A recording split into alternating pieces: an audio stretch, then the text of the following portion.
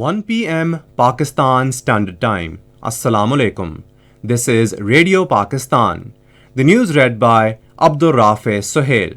First, the headlines. President has reiterated Pakistan's commitment to further strengthen ties with Iran across entire gamut of bilateral relations. Interior Minister says ensuring safe environment for public and foreigners in the country is among top priorities of the government. Pakistan sent another relief consignment for earthquake-affected areas of Turkey today. And in the ICC Women's T20 World Cup, Pakistan will play their first match against India at Cape Town today. And now the news in detail. President Dr. Arif Alvi says Pakistan is committed to further strengthen ties with Iran across entire gamut of bilateral relations. The president reiterated the resolve in his message of felicitation to Iranian leader Ayatollah Sayyid al-Khamenei on the 44th anniversary of Islamic Revolution in Iran. Dr. Arif Alvi said the fraternal relations between Pakistan and Iran are rooted in linguistic, cultural and religious bonds. The president conveyed his best wishes for happiness and continued progress, prosperity and well-being of the brotherly people of Iran.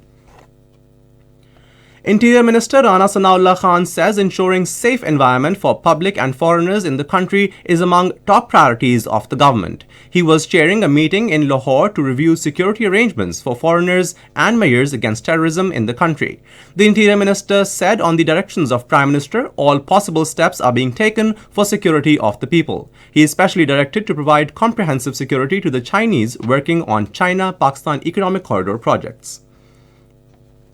The National Disaster Management Authority sent another relief consignment via a PIA flight to Turkey today for the earthquake-affected people. The consignment contains 4.7-ton load, including 1,446 winter blankets and tents.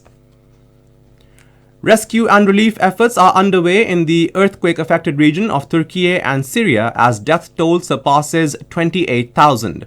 Turkey's disaster agency said more than 32,000 workers of local organizations and over 8,000 international rescuers are engaged in the search and rescue efforts. According to reports, aid has been slow in Syria, where years of conflict has ravaged the healthcare system and parts of the country remain under the rebels' control.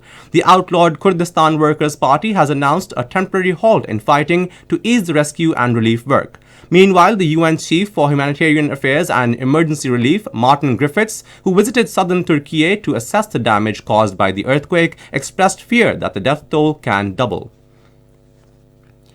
In India, the Congress Party president and leader of the opposition in Rajya Sabha, Malik Arjun Kharge, has severely criticized the BJP government for denying the right of freedom of speech to the people. Addressing a rally in Pakur city of Jharkhand state, he said there is no freedom to speak or write the truth in India, and if someone does so, the government sends them behind bars. The Congress Party president expressed anguish over expunging parts of his speech in the parliament.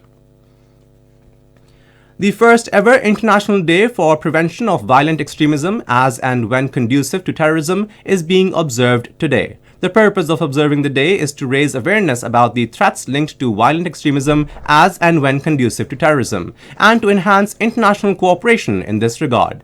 In his message on the occasion, the UN Secretary General Antonio Guterres warned that fastest-growing neo-Nazi and white supremacist movements are becoming more dangerous and represent the top internal security threat in several countries. He urged these countries to confront the challenge through prevention and by addressing the underlying conditions that drive terrorism in the first place. The UN chief said that terrorism threatens collective efforts to promote peace and security, protect human rights, provide humanitarian aid, and advance sustainable development. And now cricket.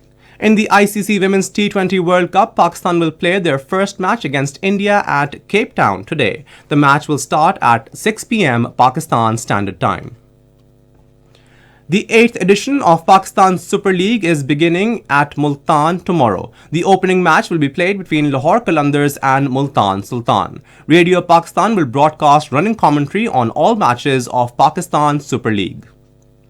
And that is all for now. For more news and analysis, log on to our website radio.gov.pk and also watch live video streaming of our bulletins on the link facebook.com/Radio Pakistan News Official.